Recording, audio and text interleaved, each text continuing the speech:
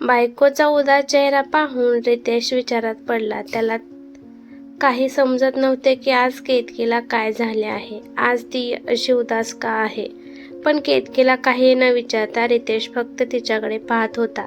सध्या तरी त्याने केतकीला काहीही न बोलता गप्पच राहणे योग्य समजले. त्याला वाटले की सकाळपर्यंत तिचा मूड ठीक होईल. काही वेळ मोबाईल चाळून तो तिच्याकडे पाठ करून झोपला. त्याचे वागणे पाहून केतकीला वाईट वाटले. त्यामुळे तिच्या डोळ्यात टचकन पाणी आले.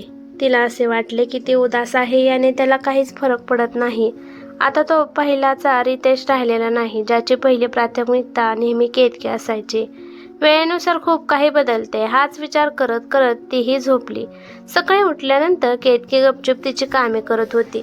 रितेशने 1-2 वेळा तिच्याशी बोलण्याचा प्रयत्न केला, पण तेव्हा तिने हां हो मध्ये उत्तर देऊन बोलणे टाळले. त्यानंतर आपल्या 4 वर्षाच्या मुलीला रियाला तयार करून शाळेत सोडायला निघून गेली. काही वेळाने रितेशही गपचूप ऑफिसला निघून गेला. रियाला शाळेत सोडून आल्यानंतर केतकीने तिच्या बेस्ट फ्रेंडला म्हणजे पूजाला फोन लावला आणि तिला आपल्या घरी बोलवून घेतले. काही वेळातच पूजा केतकीच्या घरी आली. केतकीचा उतरलेला चेहरा पाहून पूजा म्हणाली, काय झाले केतकी, आज तुझा मूड एवढा खराब का आहे. तेव्हा केतकी पटकन म्हणाली, आजकाल माझा मूड खराब होण्याचे एकच कारण आहे आणि ते म्हणजे माझा नवरा. पूजा सोफ्यावर बसत म्हणाली, तुम्हा दोघांमध्ये पुन्हा काही भांडण झाले आहे का. केतकी म्हणाली, आता तर हे रोजचेच झाले आहे पूजा. तुम्हा दोघांना काय झाले आहे केतकी. कॉलेजमध्ये असताना तर तुम्ही दोघे एकमेकांवर किती प्रेम करत होतात.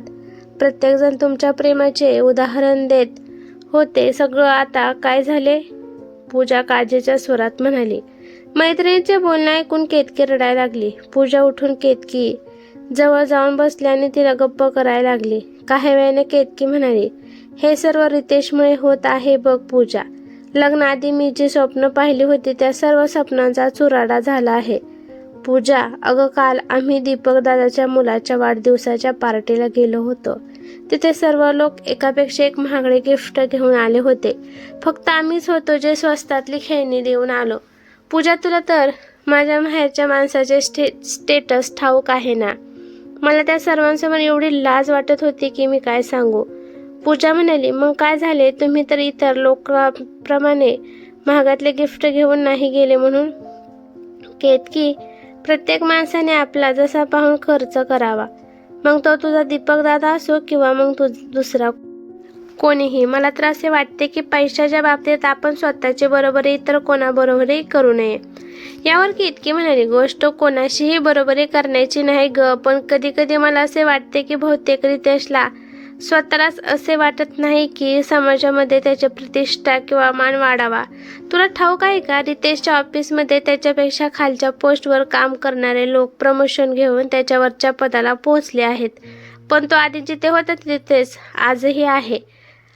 कालच्या पार्टीमध्ये माझ्या वहिनीने सुद्धा मला टोमणा मारत विचारले की रितेशचे प्रमोशन का होत नाही. पूजा, आता तुझ्या नवऱ्याचेच बघ ना. एका छोट्याशा दुकानापासून त्याच्या बिझनेसला सुरुवात केली होती आणि आज तो किती मोठ्या शोरूमचा मालक आहे. केतकीने पूजाला तिच्याच नवऱ्याचे उदाहरण दिले, जेणेकरून पूजाला असे वाटावं की खरंच केतकी बरोबर बोलत आहे. यावर पूजा म्हणाली, तो का विसरली आहेस का, माझ्या नवऱ्याच्या त्या बिझनेसमध्ये जम बसवण्यासाठी किती त्रास सहन करावा लागला होता. अनेकांकडून कर्ज घ्यावे लागले होते. दिवस रात्र धावपळ करावी लागली. तेव्हा कुठे जाऊन आमचे काम व्यवस्थित सुरू झाले. हे बघ केतकी, रितेश एक इमानदार आणि कष्टाळू माणूस आहे. जेव्हा त्याची वेळ येईल तेव्हा तोही खूप पुढे जाईल. आणि केतकी, कधीतरी तू सुद्धा त्याच्या ह्याच वागण्याचे कौतुक करत होतीस हे लक्षात असू दे. आणि तू का त्या वहिनीच्या बोलण्याकडे लक्ष देतेस. मला तुझ्या वहिनीची सवय ठाऊक नाहीये का. तू त्यांच्या बोलण्यामध्ये येऊन तुझ्या घरातील वातावरण बिघडू नकोस. पूजाने केतकीला समजावले. यावर केतकी म्हणाली, तुझ्या नवऱ्याने प्रगती केली कारण त्यांनी मनापासून ठरवले होते की त्यांना यशस्वी व्हायचे आहे. पण रितेश तसे अजिबात नाही. तो आहे त्याच्यातच समाधान मानणारा माणूस आहे. त्याला श्रीमंत व्हायचेच नाही, पुढे जायचेच नाही. पूजा, कधी मला असे वाटते की एक दिवस मी अशीच गरिबीत आणि कष्टात मरेल. माझ्या रियाला ते फ्युचर देऊ शकणार नाही जसा मी विचार केला होता. आणि हे सर्व मी वहिनीच्या ऐकण्यात येऊन बोलत नाही. पूजा, कधी कधी मला असे वाटते की केतकी बोलता बोलता थांबली. पूजाने विचारले, काय वाटतंय? केतकी पुढे म्हणाली, कधी कधी मला असे वाटते की रितेश बरोबर लग्न करून मी माझ्या आयुष्यातील सर्वात मोठी चूक केली आहे. पूजाचे केतकीचे बोलणे ऐकून चकित होत म्हणाली, केतकी तू हे काय बोलतेस?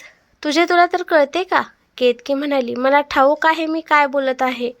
अगं माझा दादा दरवर्षी त्याच्या दोन्ही मुलांच्या वाढदिवसाला किती मोठी पार्टी देतो आणि जेव्हा मी रितेशला रियाच्या बर्थडे पार्टी देण्याबद्दल बोलते त्याने लगेच नकार दिला आणि गिफ्टच्या नावाखाली तिला एक सायकल घेऊन दिली. खरंच पूजा, त्याच्याशी लग्न करण्याचा आता मला पश्चाताप होतोय. तेव्हा माझ्या डोक्यात रितेशच्या प्रेमाचे भूत होते, त्यामुळे मी माझ्या आई वडील दादा वहिनी यांचे काही ऐकले नाही. एकदाही विचार केला नाही की रितेश सोबत माझे काय भविष्य असेल. मुले झाल्यावर मी माझ्या मुलांना काय भविष्य देईल. जर त्याच वेळी मी इमोशनली विचार करण्याऐवजी प्रॅक्टिकल विचार केला असता तर आज ही वेळ आली नसते. पूजा, मला असे वाटते की मी रितेश सोबत लग्न करण्याची खूप घाई केली. केतकी हे सर्व बोलत होती तेव्हा पूजा शांतपणे म्हणाली, केतकी मला तर वाटते की तू हे बोलत नाहीस तर तुझे दादा वहिनी बोलत आहेत. जर तुला विश्वास असता की रितेश बरोबर लग्न करणे तुझी चूक होती तर तू माझ्याशी बोलताना नजर चोरून बोलली नसतीस. तू हे विसरली आहेस का की रितेशने तुझ्यासाठी कधी कोणाची पर्वा केली नाही. त्याने नेहमी फक्त तुझ्या आनंदाचा विचार केला. जर हे रितेशला ठाऊक झाले की तू त्याच्याबद्दल असा विचार करतेस. बोलता बोलता पूजा अचानक मध्येच गप्प झाली. तेव्हा केतकी पूजाकडे पाहत म्हणाली, बोल ना पूजा, तू गप्प का झालीस? तेव्हा पूजाची नजर दरवाजाकडे होते. दरवाजात रितेश उभा होता. त्याच्या चेहऱ्यावरील भाव पाहून असे वाटत होते की त्याने त्या दोघींचे सर्व बोलणे ऐकले आहे. पूजाने पुढे होऊन स्थिती सांभाळण्याचा प्रयत्न केला. म्हणाली, रितेश माझा ऐक ना. तेव्हा रितेशने तिला हात दाखवून गप्प केले. तो म्हणाला, पूजा, हा माझा आणि केतकीच्या मधील मामला आहे. तू प्लीज मध्ये काही बोलू नकोस. पूजाला तिथे थांबायचे होते पण तिला त्या नवरा बायकोमध्ये दखल देणे योग्य वाटले नाही. त्यामुळे पूजा गपचूप आपली पर्स उचलून तेथून निघून गेली. पूजा गेल्यानंतर केतकी आणि रितेशमध्ये खूप मोठे भांडण झाले. केतकी म्हणाली, तू मला फसवले आहेस. खोटारडा कुठला. माझ्याशी लग्न करण्यासाठी मला मोठमोठी स्वप्ने दाखवली. आज माझ्या सगळ्या मैत्रिणींमध्ये मीच एकटी अशी गरिबीचे आयुष्य जगत आहे. मला तुझ्याशी लग्न करून पश्चाताप होतोय. मी तेव्हाच माझ्या आईवडिलांचे भावाचे ऐकले असते तर आज लाखभर कमवणाऱ्या मुलाशी त्यांनी माझे लग्न लावून दिले असते. रितेशही म्हणाला, मी तुला कधीच खोटी स्वप्न दाखवली नाहीत. आणि काय ग, तू प्रेम केले होतेस ना माझ्यावर, मग मी तुला फसवले असे कसे बोलू शकतेस? हे बघ, मला सेटल होऊ देत. मी हळूहळू तुझी सगळी स्वप्न पूर्ण करेन. पण तुझ्यात पेशन्स अजिबात नाहीत. तुझ्या मैत्रिणी असतील श्रीमंत, त्यांनी गाड्या घेतल्या, बंगला घेतला की तुला काय होते कोणास ठाऊक, लगेच माझ्या मागे लागतेस. मीही घेईन पण त्याला थोडा वेळ लागेल. केतकी म्हणाली, हो तू घेशील ना, आपण म्हातारे झाल्यावर. ते काही नाही, मी तुझ्यासोबत असे गरिबीत काटकसरीने आयुष्य जगू शकणार नाही. ती पुन्हा म्हणाली की रितेशसोबत लग्न करणे म्हणजे तिच्या आयुष्यातील सर्वात मोठी चूक होती. रितेशला अशा प्रकारे आपले संसार उद्ध्वस्त होताना पाहायचे नव्हते. तो केतकीला आणि रियाला आपल्या आयुष्यातून दूर जाताना पाहू शकणार नव्हता. त्यामुळे त्याने शांत होऊन केतकीला पुन्हा एकदा समजवण्याचा खूप प्रयत्न केला. पण केतकी त्याचे काहीही ऐकून घ्यायला तयार नव्हती. रिया शाळेतून आल्यानंतर केतकीने आपल्या भावाला फोन लावला आणि त्याला मला आणि रियाला न्यायला ये असे सांगितले. काही वेळातच केतकीचा भाव तिला घेऊन जाण्यासाठी आला. तोपर्यंत केतकीने बॅग पॅक केली होती. रितेश म्हणाले, एकदा विचार कर केतकी, आज जर तू हे घर सोडून गेलीस तर मी कधीच तुला समजावण्याला किंवा न्यायला येणार नाही. मग राहा आयुष्यभर तू तुझ्या भावाच्या घरी. असे बोलून रितेशने केतकीला शेवटचे थांबवण्याचा प्रयत्न केला.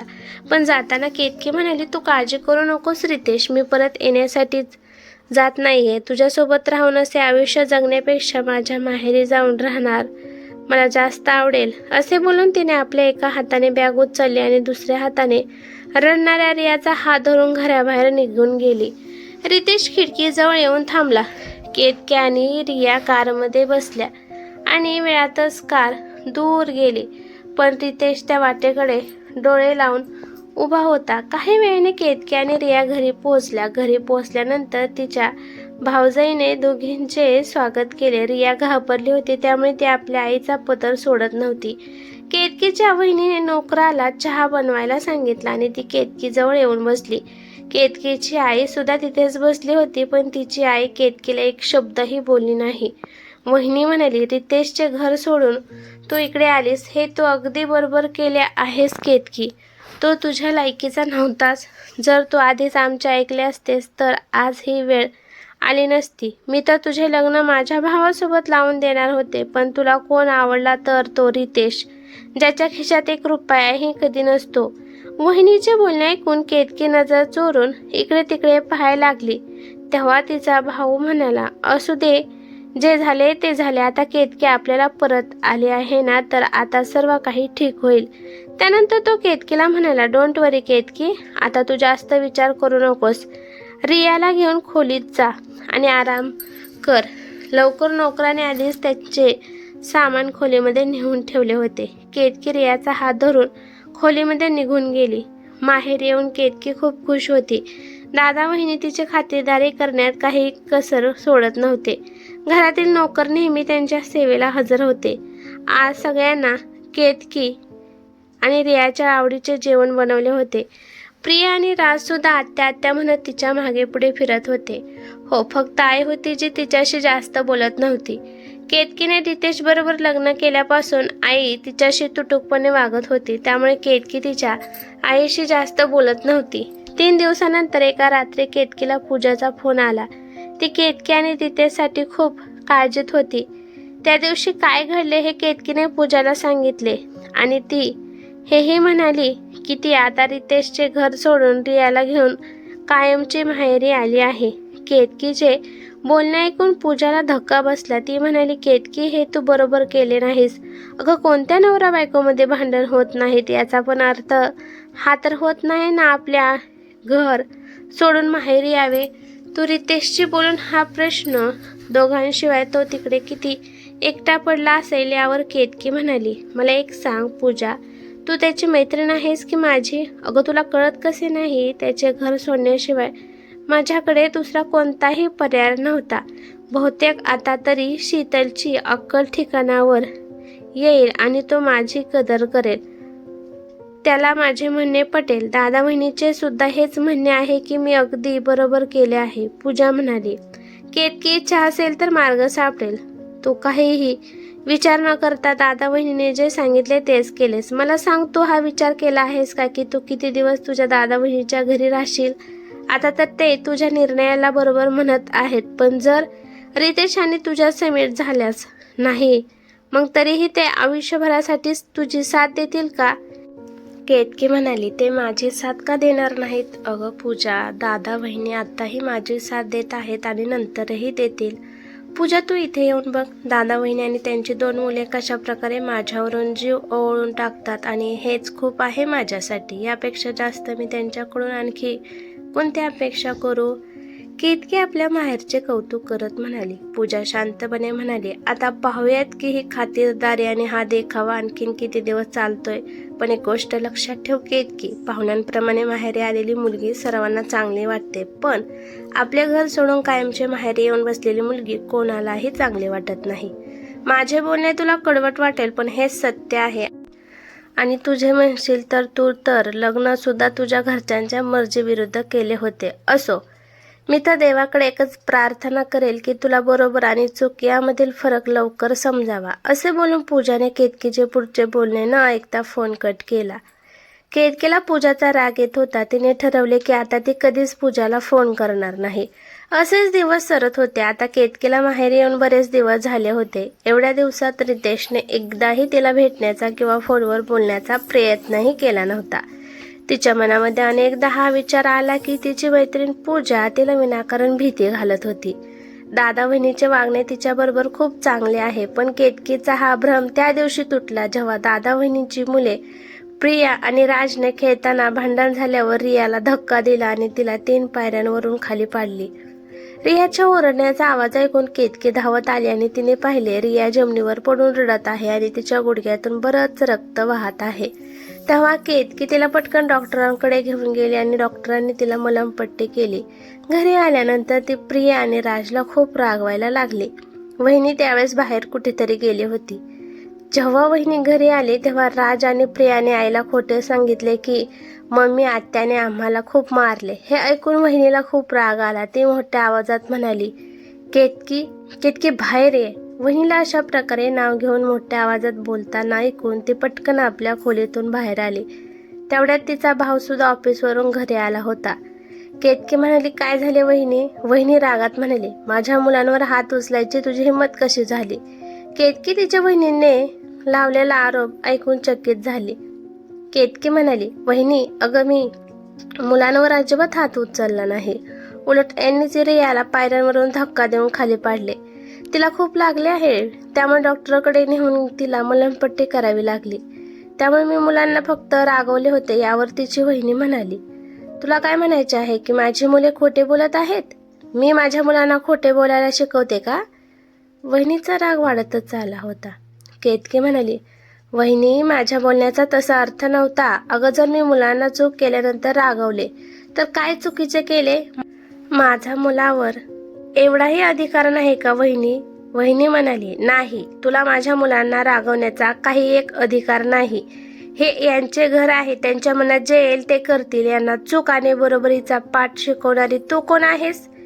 हे बघ, एक गोष्ट कान उघडे ठेवून नीट ऐक. जर तुला आणि तुझ्या मुलीला माझ्या घरामध्ये राहायचे असेल तर तुम्ही तुमच्या लायकीत राहा, आणि यापुढे जर माझ्या मुलांना काही बोललीस तर माझ्यापेक्षा वाईट कोणी नसेल. वहिनीने केतकीला चेतावणी दिली आणि पाय आपटत तिच्या खोलीत निघून गेली. तिचा भाऊ सुद्धा बायकोच्या मागे निघून गेला. केतकी तिच्या खोलीमध्ये येऊन बेडवर बसली. तिला विश्वास बसत नव्हता की वहिनी तिला अशा प्रकारे बोलली. ती मनात म्हणाली, दादा तिथेच उभा राहून बायकोचे बोलणे ऐकत होता, तरी सुद्धा त्याने एकदा सुद्धा वहिनीला अशा प्रकारे बोलताना थांबवले नाही. थांबवणे तर दूर, पण त्याने एकदा सुद्धा हे विचारले नाही की रिया कशी आहे, तिला कुठे लागले आहे. दुसऱ्या दिवसापासून घरातील वातावरण अगदी बदलून गेले होते. वहिनी आणि तिची मुले केतकी आणि रियाला पाहून न पाहिल्यासारखे करत होते. आई तर आधीपासूनच तिच्यापासून लांब होती. दादा सुद्धा केतकीला काहीही न बोलता ऑफिसला निघून गेला. सध्या तरी केतकीला गप्प राहणे योग्य वाटले. तिने विचार केला की बहुतेक 2 दिवसात सर्व काही पूर्वीप्रमाणे नॉर्मल होऊन जाईल. पण केतकीचा हा गैरसमज सुद्धा दूर होणार होता. काही दिवसानंतर दादाने नाश्ता करताना तिला विचारले, मग केतकी, तू काय विचार केला आहेस? म्हणजे आता तुला पुढे काय करायचे आहे? केतकी म्हणाली, दादा तू काय बोलतोस मी समजले नाही. तेव्हा दादा म्हणाला, हे बघ केतकी, आता तू रितेश आणि त्याच्या घराला सोडले आहेस, मग विनाकारण तुझ्या नावासोबत त्याच्या आडनाव लावण्यात काय फायदा आहे? मी वकिलांशी बोललो आहे, तू रितेश पासून घटस्फोट घे. दादा अगदी सहज बोलला. केतकीला तर जसे काही आपल्या भावाचे बोलणे ऐकून शॉक लागला होता. ती पटकन खुर्चीवरून उठली आणि म्हणाली, घटस्फोट? दादा तू हे काय बोलत आहेस? वहिनी म्हणाली, यामध्ये हैराण होण्यासारखे काय आहे? केतकी म्हणाली, पण वहिनी घटस्फोट खूप पुढचे पाऊल आहे, मी याबद्दल कधी विचार केला नाही. वहिनी म्हणाली, मग आता विचार कर. आणि तसेही तुमच्या नात्याला आता काही अर्थ राहिलेला नाही. तू खूप दिवसापासून रितेशचे घर सोडून आमच्या इथे राहत आहे. असे कुठवर चालेल? रितेश पासून घटस्फोट घेऊन निर्वाह खर्च कर आणि आयुष्यात पुढे जा. वहिनी दबाव टाकत बोलत होती. भाऊ दोघींचे बोलणे ऐकत होता. केतकी म्हणाली, मी एवढ्या लवकर कोणताही निर्णय घेऊ शकणार नाही, मला विचार करण्यासाठी थोडासा वेळ पाहिजे. असे बोलून केतकी तिच्या खोलीत जाऊ लागली. तेव्हा दादा म्हणाला, ठीक आहे, काही दिवस विचार कर, पण त्यानंतर आम्हाला तुझा निर्णय सांग. केतकी खोलीत जाऊन खूप रडायला लागली. तिला रितेशला धडा शिकवायचा होता, पण तिने कधीच घटस्फोटाबद्दल विचार केला नव्हता. ती मनात म्हणाली, दादा वहिनीने किती सहजपणे मला सांगितले की रितेश पासून घटस्फोट घे म्हणून. तिला आता रितेशचा खूप राग यायला लागला, ज्याने तिला घेऊन जायला येणे तर दूर, पण एक फोन सुद्धा केला नव्हता. जर रितेशला आपल्या चुकीची जाणीव झाली असती आणि तो केतकीला माफी मागून घरी घेऊन गेला असता तर प्रकरण एवढे वाढले नसते. बरे झाले मी विचार करण्यासाठी वेळ मागितला. आता मी आपल्या पद्धतीने त्यांना घटस्फोट घेण्यास नकार देईल. त्या दिवसापासून दादा वहिनीने केतकीला घटस्फोटाबद्दल काहीही विचारले नाही. दादा त्याच्या ऑफिसच्या कामामध्ये बिझी होता आणि वहिनीला तिच्या शॉपिंग किटी पार्टीमधून सवड मिळत नव्हती. त्यामुळे केतकीला वाटले की बहुतेक या दोघांनाही समजले आहे की केतकीला रितेशपासून घटस्फोट नको आहे. त्यामुळे केतकीनेही याबद्दल जास्त विचार केला नाही. एके दिवशी तीनही मुले शाळेला गेल्यानंतर केतकी तिच्या खोलीमध्ये पेपर वाचत बसली होती. तेवढ्यात वहिनीने आवाज देऊन तिला बाहेर बोलवले. केतकी बाहेर आली तेव्हा तिने पाहिले तर बैठकीच्या खोलीमध्ये वहिनी तिच्या भावासोबत म्हणजे जय सोबत बसली होती. हा तोच जय होता ज्याच्यासोबत वहिनीला केतकीचे लग्न लावून द्यायचे होते. पण केतकीला त्याच्या वागणे आणि त्याच्या वाईट सवयीपासून चांगल्या प्रकारे ठाऊक होते. बाहेर आल्यानंतर जेव्हा वहिनीने केतकीला बसण्यास सांगितले तेव्हा तिने जयला औपचारिकतेने नमस्ते केलं आणि ती वहिनीजवळ बसली. वहिनीने त्या दोघांना बोलण्यासाठी सांगितले आणि स्वतः कामाचा बहाणा बनवून तेथून उठून आतल्या खोलीत निघून गेली. जय केतकीला वरपासून खालपर्यंत पाहत होता. केतकीला त्याच्यासमोर खूपच अस्वस्थ वाटत होते. तिने आपले पूर्ण लक्ष टेबलवर ठेवलेल्या फुलदाणीकडे केंद्रित केले. जय म्हणाला, ताई म्हणत होती की तू आजकाल तुझ्या नवऱ्याचे घर सोडून इथे राहत आहेस. मग आता पुढे काय करणार आहेस? केतकी पुढे काय बोलणार? तेवढ्यात तिची वहिनी तिथे आली आणि म्हणाली, जय आता काय करायचे? मी सांगते सर्वात आधी त्या रितेशला तिच्या आयुष्यातून बाहेर काढायचे आहे. हिच्या दादाचे तर वकिलाशी बोलणे झाले आहे. वकिलाला घटस्फोटाचे पेपर तयार करायला सांगितले आहेत. केतकी अवाक होऊन हे सर्व ऐकत होती. तिला तर असे वाटत होते की ती रितेशला घटस्फोट देण्याबद्दल काही बोलली नाही. त्यामुळे दादा वहिनीला समजले असेल की तिला रितेशपासून घटस्फोट घ्यायचा नाही. पण इथे त्या दादाने वकिलाला घटस्फोटाचे पेपर तयार करायला सांगितले आहेत. केतकी म्हणाली, पण वहिनी मी अजून याबद्दल काही विचार केलेला नाही आणि मी दादाला सांगितले होते की मला निर्णय घेण्यासाठी काही दिवसांचा वेळ पाहिजे. वहिनी म्हणाली, आणखीन किती वेळ पाहिजे तुला? तू या आधी सुद्धा रितेश बरोबर लग्न करण्याचा चुकीचा निर्णय घेऊन आम्हाला मान खाली घालायला लावले आहेस. तेव्हा तुझ्यामुळे आम्हाला कितीतरी लोकांकडून ऐकून घ्यावे लागले. आता तुला रितेशपासून घटस्फोट घेऊन आपल्या नवीन आयुष्याला सुरुवात करावीच लागेल आणि तुला दुसरे लग्न करण्याची संधी मिळत आहे. मग तू ती संधी तुझ्या हातून का घालवत आहेस? तसेही तू तुझ्या मर्जीने रितेशचे घर सोडून आमच्या घरी येऊन राहते आहेस. ना तो तुला घेऊन जायला आला ना तो तुला त्याच्याकडे परत जाण्याची काही इच्छा आहे. जर तुला आणि रितेशला एकत्र राहायचे नाही तर उगाचच या नात्याचे ओझे का वाहत राहायचे? घटस्फोट घे आणि ही गोष्ट इथे संपवून टाक. यावर केतकी म्हणाली, वहिनी ही गोष्ट फक्त माझी आणि रितेशची नाही. आपल्याला कोणताही निर्णय घेण्याआधी रियाचाही विचार करायला पाहिजे. वहिनी पटकन म्हणाली, रियाबद्दल तू काय विचार करणार आहेस? ती रितेशची जबाबदारी आहे. तिच्याबद्दल जो काही विचार करायचा असेल ते तो विचार रितेश करेल. तसेही घटस्फोट झाल्यानंतर रिया त्याच्यासोबत तर राहणार आहे. हे ऐकून केतकी म्हणाली, काय वहिनी तू हे काय बोलते? रिया माझी मुलगी आहे. मी तिला माझ्यापासून दूर करण्याबद्दल विचारही करू शकत नाही. वहिनी म्हणाली, अरे हो तसेच ना, जसे की तू जेव्हा रितेशशिवाय जगू शकणार नव्हतीस. मग आता बरेच दिवस झाले तू रितेशला सोडून इथे आमच्या घरी राहते. मग तरी तू जिवंत कशी? केतकी या सगळ्या बोलायच्या गोष्टी आहेत. माझे ऐक, रितेशला घटस्फोट दे आणि दुसरे लग्न करून आयुष्यामध्ये पुढे जा. जर रिया तुझ्यासोबत राहिली तर तुला त्रास होईल. कुठला नवरा आपल्या बायकोच्या पहिल्या लग्नापासून जन्मलेल्या आलेल्या मुलीला सांभाळायला तयार होईल? यावर केतकी म्हणाली, दुसरे लग्न? तू आणि दादा माझ्या दुसऱ्या लग्नाचा विचार करत आहात? वहिनी म्हणाली, हो त्यासाठीच तर जय इथे आला आहे. केतकी म्हणाली, मला विश्वास बसत नाही की तू आणि दादा माझ्या पाठी एवढे काही करत आहात. वहिनी म्हणाली, अगं रितेशला घटस्फोट दिल्यानंतर तुला कोणाशी तरी लग्न करावेच लागणार आहे. मग जयशी लग्न कर. मी त्याच्याशी बोलले आहे आणि जयला तुझ्याशी लग्न करण्यास काही प्रॉब्लेम नाही.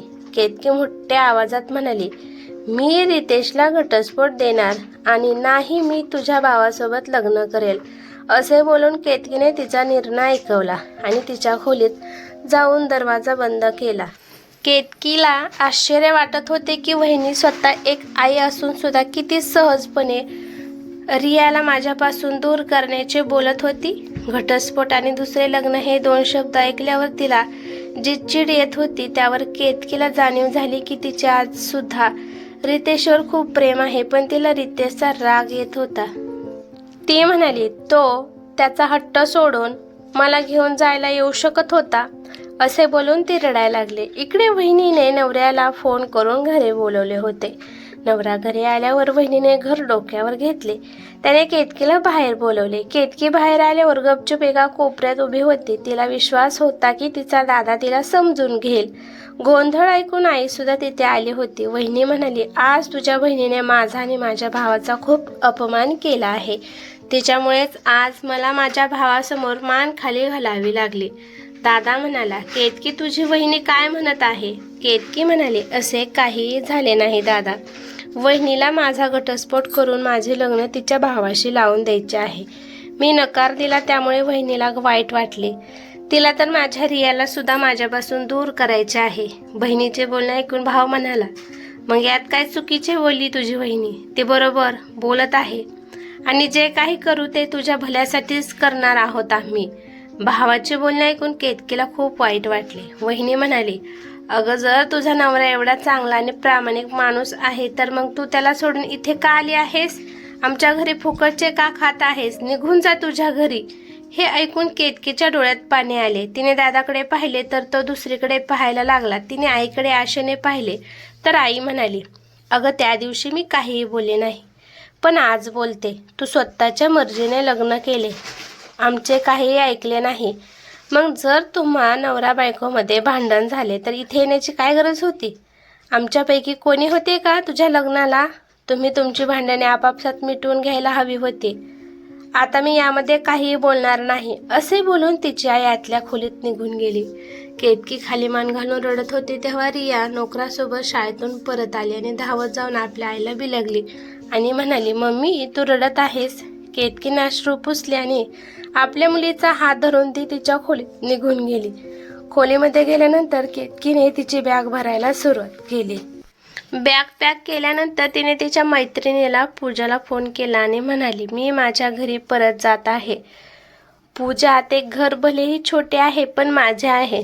पूजा, तू जे बोलत होतीस तेच बरोबर होते, मला तेव्हा समजायला हवे होते. पूजाला केतकीचा भरून आलेला आवाज ऐकून सर्व काही समजले होते. पूजा फक्त एवढेच म्हणाली, तू अगदी बरोबर करत आहेस केतकी. काही वेळानंतर केतकी रिक्षाने आपल्या घरी पोहोचली. केतकीने हिम्मत करून डोरबेल वाजवली. रितेशने दरवाजा उघडला तेव्हा केतकीला आणि रियाला समोर पाहून तो चकित झाला. रिया पप्पा असे म्हणत त्याला बिलगली. केतकीने पाहिले की रितेश काही दिवसातच खूप कमजोर झाला होता. त्याची दाढी वाढली होती, त्याच्या डोळ्याखाली काळे वर्तुळे आली होती. तो खूप दिवसापासून झोपला नाही असे वाटत होते. केतकीचे मन आत्मग्लानीने भरले. ती रितेशला म्हणाली, आत ये. असे बोलणार नाहीस का? रितेश काहीही न बोलता मागे सरकला. केतकी आत आल्यानंतर रियाला खेळण्यासाठी तिच्या खोलीत पाठवून दिले. रितेश सोफ्यावर जाऊन बसला आणि केतकी रितेशजवळ जाऊन बसली आणि त्याचा हात आपल्या हातात घेऊन म्हणाली, आय एम सॉरी रितेश, माझे डोके खराब झाले होते, त्यामुळे मी दादा वहिनीच्या बोलण्यात येऊन तुझ्या प्रेमावर संशय घेतला आणि स्वतःचे घर सोडून निघून गेले. मी पुन्हा अशी चूक कधीच करणार नाही. मला तुझ्या सोबतीशिवाय आणि प्रेमाशिवाय काहीही नको. प्लीज मला माफ कर. रितेश तिच्या चेहऱ्याकडे एकटक पाहत होता. तो काहीही बोलत नव्हता. त्यामुळे केतकी रडत म्हणाली, रितेश प्लीज काहीतरी बोल ना. माझ्याशी भांड, मला रागव, तुझा सर्व राग माझ्यावर काढ, पण प्लीज मला असे पाहू नकोस. रितेश म्हणाला, केतकी माझे तुझ्यावर आणि आपल्या रियावर खूप प्रेम आहे आणि जर तू पुन्हा कधी मला सोडून गेलीस तर मी जिवंत राहू शकणार नाही. केतकीही म्हणाली, माझेही तुझ्यावर खूप प्रेम आहे. रितेश, आज मी तुला वचन देते, यापुढे मी तुला आणि आपल्या या घराला सोडून कुठे जाणार नाही. हे ऐकून रितेशच्या डोळ्यात पाणी आले. केतकीने रितेशला घट्ट मिठी मारली. काही दिवसांनी रितेशला प्रमोशन मिळाले. त्यानेही 2 BHK फ्लॅट घेतला. आता ते दोघे आपल्या मुलीसोबत आनंदात राहत आहेत. या कथेतून अशी मोलाची शिकवण मिळते की संसारातील अडचणी, गैरसमज आणि आर्थिक ताणतणाव हे तात्पुरते असतात, पण घाईघाईने घेतलेले निर्णय आयुष्यभराचा पश्चाताप देऊ शकतात. पैसा आज नसेल तर उद्या कमवता येतो, पण तुटलेला विश्वास आणि मोडलेले नाते पुन्हा सहज जोडता येत नाही. पती पत्नीच्या नात्यात प्रेम, संयम, संवाद आणि एकमेकांवरील विश्वास हेच खरे भांडवल असते. बाहेरचे लोक सुरुवातीला पाठिंबा देतात, पण वेळ बदलता स्वार्थ पाहतात. शेवटी स्वतःचे घर, जोडीदार आणि मूल हेच आपले खरे आधार असतात. म्हणून परिस्थिती कितीही कठीण असली तरी समजदारपणा ठेवून एकमेकांची साथ दिली तर आयुष्य पुन्हा उभे राहते आणि सुखाचा मार्ग आपोआप सापडतो. ही कथा कशी वाटली ते मला कमेंट करून नक्की सांगा. कथा आवडली तर लाईक शेअर नक्की करा आणि चॅनेलवरती नवीन असाल तर चॅनेलला सबस्क्राईब करा. धन्यवाद.